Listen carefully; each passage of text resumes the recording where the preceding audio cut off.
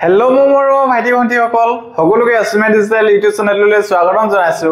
আজি আমি এইটো ভিডিঅত ক্লাস 10 বিজ্ঞানৰ চেপ্টাৰ 2 এসিড ক্ষাৰক লৱণ এই পাঠ্য আমি আলোচনা কৰিম আমি আগৰ ভিডিঅটোত ৰাসায়নিক বিক্ৰিয়া আৰু সমীকৰণ এই পাঠ্য আমি আলোচনা কৰিলো যদি তোমালোকে ভিডিঅবিলাক চোৱা নাই তেনেহলে ডেসক্ৰিপচনৰ লিংকটো দি আছে তাত গৈ তোমালোকে চাব পাৰিবা হয়নে আৰু আমি চেপ্টাৰ 1 ৰ মোস্ট ইম্পৰ্টেন্ট এমসিকিউ কেইটামানো কৰিলো যদি তোমালোকে কৰা নাই তেনেহলে হেকিটাও কৰিব পাৰিবা ডেসক্ৰিপচনতে লিংকটো দিয়া আছে আৰু তোমালোকৰ যদি চেপ্টাৰ 1 ৰ যিকোনো প্ৰবলেম পোৱা যদি তোমালোকে যিকোনো ডাউট থাকে বা কুৱেশ্যন পৰা নাই বা এমসিকিউ লাগে আৰু এমসিকিউ লাগে তেনেহলে কমেন্টত জনাবা মই নেক্সট ভিডিঅত তোমালোকক হে যিবিলাক তোমালোকৰ প্ৰবলেম আছে চেপ্টাৰ 1 ৰ ওপৰত হেবিলাক সলভ কৰিবলৈ চেষ্টা কৰিম আহচোন আমি আজি ভিডিঅটো আৰম্ভ কৰো আমাৰ চেপ্টাৰটোৰ নাম কি হয় এসিড ক্ষাৰক আৰু লৱণ হয়নে আমি প্ৰথমে জানিব লাগিব এসিড নো কি হয় আহচোন আমি চাও এসিড নো কি হয় এতিয়া জলীয় দ্ৰৱত এক বা একাধিক হাইড্ৰোজেন আয়ন যুক্ত কৰা ৰাসায়নিক পদাৰ্থ জলীয় দ্ৰৱত কি হয় এক বা একাধিক হাইড্ৰোজেন আয়ন যুক্ত কৰা ৰাসায়নিক পদাৰ্থ মানে জলীয় দ্ৰৱত মানে কি উৎপন্ন কৰিব ই হাইড্ৰোজেন আয়ন উৎপন্ন কৰিব হয়নে তেনে ধৰণৰ পদাৰ্থক আমি কি বুলি কম এসিড হয়নে এতিয়া চোৱাচোন এসিডৰ সোৱাদ কি হয় টেঙা আৰু এসিডে কি কৰে নীলা লিটমাছক ৰঙালৈ পৰিৱৰ্তিত কৰে আৰু কেইটামান উদাহৰণ দিয়া আছে ইয়াত চোৱাচোন HCl মানে কি হয় হাইড্ৰক্লোৰিক এসিড আৰু H2SO4 কি হয় সালফিউৰিক এসিড HNO3 কি হয় নাইট্ৰিক এসিড CH3COOH হয়নে এটো কি হয় এসিডিক এসিড আৰু যেটো আমি কি বুলি কয় ইয়াত সাধাৰণতে ভিনেগাৰ সকলোৱে চিনি পোৱা এতিয়া চোৱাচোন ইয়াত এসিডে কি কৰে নীলা লিটমাছক ৰঙালৈ পৰিৱৰ্তিত কৰে এটো বহুত ইম্পৰ্টেন্ট হয় তোমালোকে এটো মনত ৰাখিবা এটো তোমালোকক মই এটা শৰ্ট ফৰ্ম দিছো তোমালোকক যে এনিৰ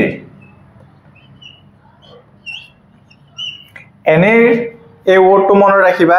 তেতিয়া তোমালোকৰ কোনো ধৰণৰ কনফিউজ নহয় বুজি পাছা না এনিৰ মানে এ মানে কি হয় এসিড হয়নে আৰু দন্তিয়া ন দেখে নি মানে কি হয় নীলা এসিডে নীলা লিটমাছ কি কৰে ৰঙা কৰে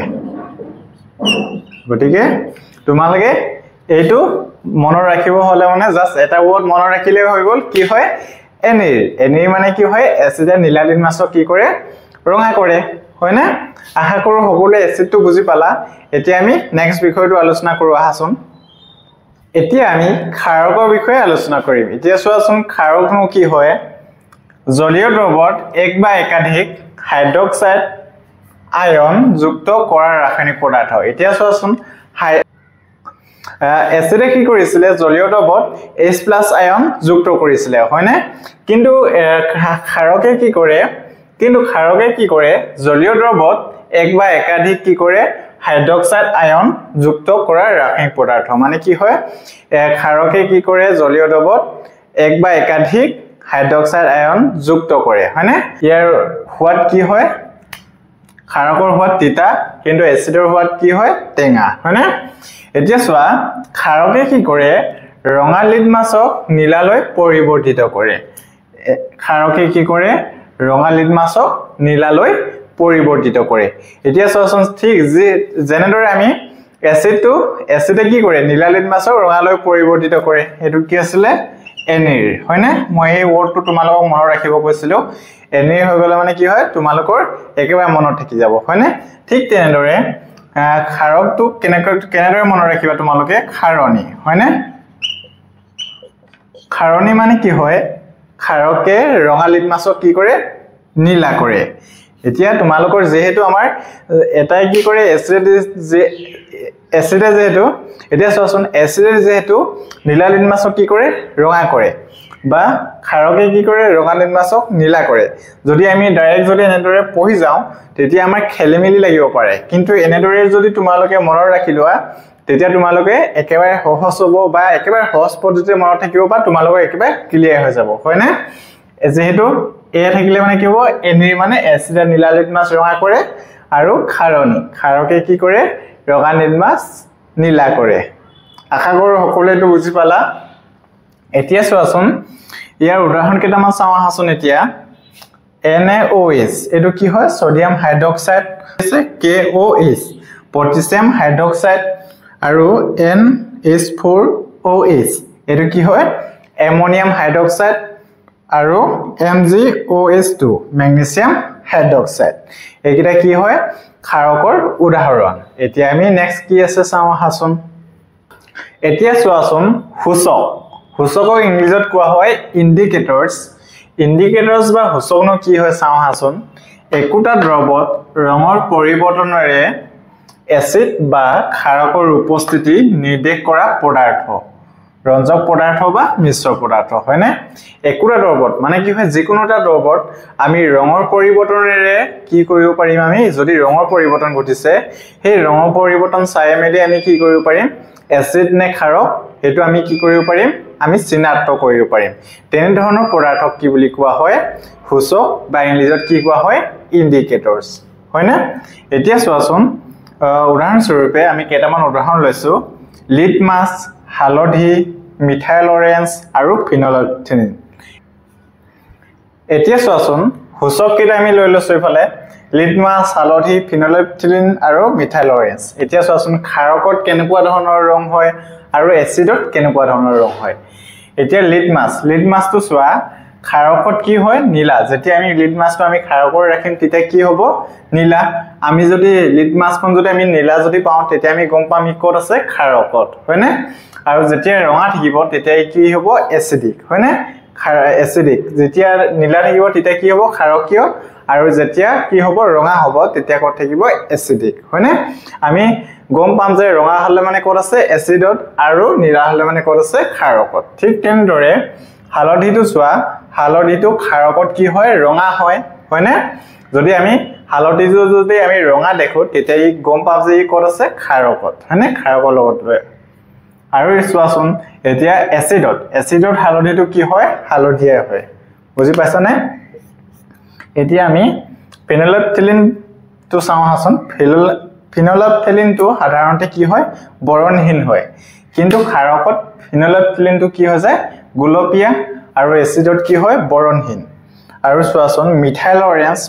অৰেঞ্জ তো ক্ষাৰকত কি হয় হালধীয়া আৰু এসিডত কি হয় ৰঙা আশা কৰো সকলোৱে এটা ভালদৰে বুজি পালা এতিয়া আমি নেক্সট বিষয়টো আলোচনা কৰো আহাচোন এই বিষয়টো আৰু ভালদৰে বুজি পাবলৈ আমি এটা ইম্পৰ্টেন্ট কোৱেশ্চন কৰো আহাচোন এতিয়া চোৱাচোন এটো এটা দ্ৰৱ আছে আৰু এই দ্ৰৱটো কি দিয়া আছে ফিনলফথেলিন সাধাৰণতে কি হয় আমি বৰণহীন বুলি পাইছিলো হয়নে আৰু এটা দ্ৰৱত কি হয় ফিনলফথেলিন কি কৰি দিলে মিক্স কৰিছে হয়নে তেতিয়া কি হৈ গল গুলপীয়া হৈ গলে মানে কি হৈ যাব ক্ষাৰকত কি আছিল এই গুলপীয়া হৈ যায় হয়নে আকৌ নেক্সট কি কৰিলে ব্ৰি দ্ৰৱ এটা দি দিলে হয়নে তেতিয়া কি হৈ গল গুলপীয়া ৰংটো নাইকিয়া হৈ গল গুলপীয়া ৰংটো কেতিয়া নাইকিয়া হৈ যায় যেতিয়া এসিডত থাকে হয়নে তাৰ পিছত ইয়াত কি হৈ গল এসিড এতিয়া মানে কি হয় যেতিয়া বৰণটো নাইকিয়া হৈ গল যেতিয়া ই কিহত আছে এসিডত হয়নে আকৌ কি হৈ গল দ্ৰৱ এ টো দি দিলে দ্ৰৱ এ দিয়াৰ পিছত কি হৈ গল ই আকৌ গুলপীয়া হৈ গল গুলপীয়া কত আছিল ক্ষাৰকত হয়নে ক্ষাৰক গতিকে ইয়াৰ পৰা আমি ইয়াৰ পৰিৱৰ্তনটো আমি সঠিক প্ৰকৃতি পৰিৱৰ্তনটো কি উলিয়াব লাগে দ্ৰৱটো বাছি উলিয়াব লাগে গতিকে প্ৰথম আমাৰ কি আছে ক্ষাৰক হ'ব হয়নে তাৰ পিছত কি আছিল এসিড তাৰ পিছত আকৌ কি হৈছে ক্ষাৰক এসিড ক্ষাৰক গতিকে আমাৰ আনসাৰ কোনটো হ'ব অপচন সি বুজি পালানে এতিয়া আমি নেক্সট বিষয়টো আলোচনা কৰো আহাচোন এটোটা ইম্পৰ্টেন্ট কোৱেশ্চন হয় এটো তোমালোকে ভালদৰে চাবা এতিয়া আমি ঘানেন্দ্ৰীয় সূচকৰ বিষয়ে আলোচনা কৰিম এতিয়া চোৱাচোন ঘানেন্দ্ৰীয় সূচকনো কি হয় একোটা দ্ৰৱত গোন্ধৰ পৰিৱৰ্তনেৰে এসিড বা ক্ষাৰকৰ উপস্থিতি নিৰ্দেশ কৰা পদাৰ্থ আমি অলপ আগতে ৰঙৰ পৰিৱৰ্তনেৰে এসিড আৰু ক্ষাৰকৰ উপস্থিতি আমি চাই আছিলো হয়নে আমি ৰঙৰ পৰিৱৰ্তনেৰে গম পাইছিলো যে তাত এসিডত আছে নে ক্ষাৰকত আছে হয়নে ঠিক তেনেদৰে আমি কি কৰিব লাগিব এতিয়া ঘানেন্দ্ৰীয় এটো কি আছে ঘানেন্দ্ৰীয় এতিয়া আমি কিহৰ বিষয়ে আলোচনা কৰিছিলো ঘানেন্দ্ৰীয় সূচকত কি হয় একোটা দ্ৰৱত গোন্ধৰ পৰিৱৰ্তনে আমি গোন্ধৰ পৰিৱৰ্তনে কি কৰিব পাৰিম আমি এসিড আছে নে ক্ষাৰক আছে তাক আমি কি উলিয়াব পাৰিম বাছি উলিয়াব পাৰিম হয় না এতিয়া চোৱাচোন উদাহৰণস্বৰূপে এতিয়া উদাহৰণকেইটা কি দি আছে